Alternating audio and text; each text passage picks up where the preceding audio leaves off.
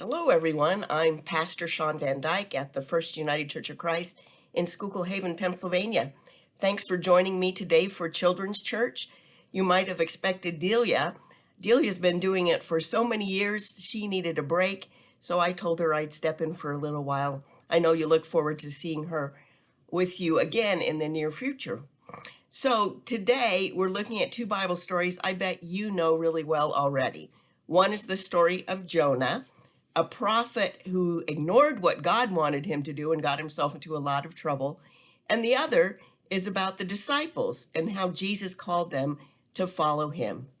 So I think most of you will have this beginner's Bible, which you received when you were baptized at church. But if you don't have your own Bible, please call the church or send me an email or a message on Facebook and let me know. One of my very favorite things is to make sure that everyone has their own Bible.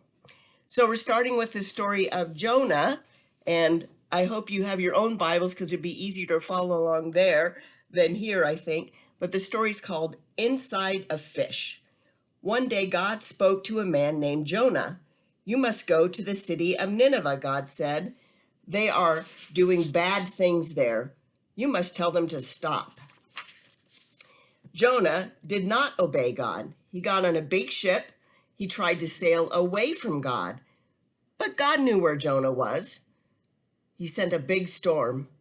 "Why has a storm come?" asked the sailors. "It came because of me," said Jonah. "If you throw me into the sea, the storm will stop." So they threw Jonah into the sea, and the storm did stop. But a big fish swam up and swallowed Jonah.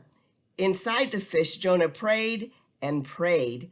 After 3 days and nights, God saved him. He made that fish spit Jonah up on the land. And guess where that land was? Right back in Israel, where Jonah had started to run away from God. Then God said, "Jonah, go to Nineveh." And Jonah went. He told the people to stop being bad. The people listened to Jonah, and they started doing good things. God was glad that Jonah had obeyed. And our next story is about Jesus and his disciples. It's called Helpers and Friends. Jesus knew he had much work to do. He wanted to have some good friends who could help him. One day Jesus was walking by the Sea of Galilee. He saw two boats there. Peter and Andrew were fishing from one boat. James and John were mending a net in the other boat. Jesus called to them, "Come and follow me." And they did. Just like that. Jonah ran away when God called. The disciples followed Jesus immediately. Later, Jesus passed by a tax office. There was a man there named Matthew. Matthew's job was to take the taxes, the money that people paid to the king. Jesus looked at Matthew. "Follow me," Jesus said. Matthew got up and followed Jesus. Jesus asked 12 men to be his helpers.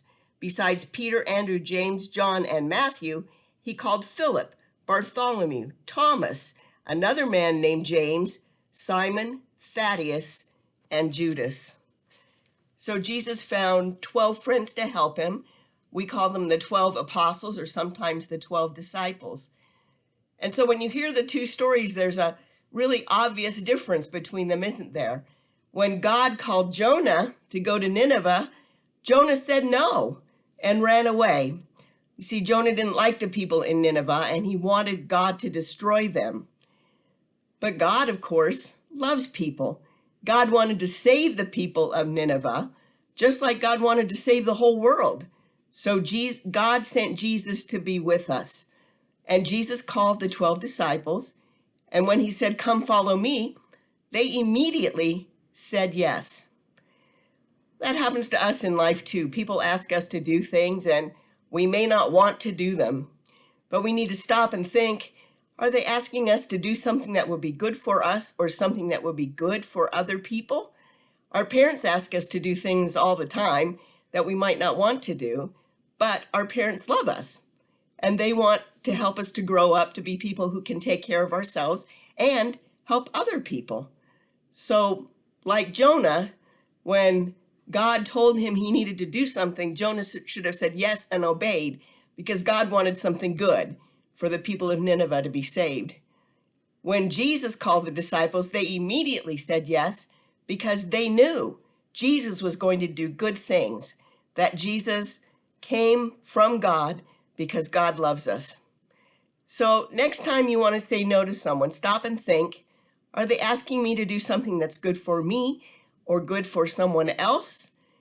And if it's your parents, then remember, they love you and they want what's best for you. Now, things are changing just a little bit right now. Normally, Delia would show you a craft. And actually, if you and your family like to do crafts, there are a lot of really fun crafts online about Jonah and about the call of the disciples by Jesus. So ask your parents to check on the computer for you to search for crafts for Jonah or crafts for the call of the disciples. There are a bunch of neat things there. Not everybody likes doing crafts necessarily, so you'll find there's also either an email or a link, and that will give you pages to print off where you can do some word searches, do some puzzles, a little bit more in-depth look at these two scriptures, the story of Jonah and how Jonah finally said yes to God, and the story of the disciples who immediately said yes to Jesus. Thanks for joining me today for Children's Church. I look forward to seeing you next week. Take care. And remember, God loves you.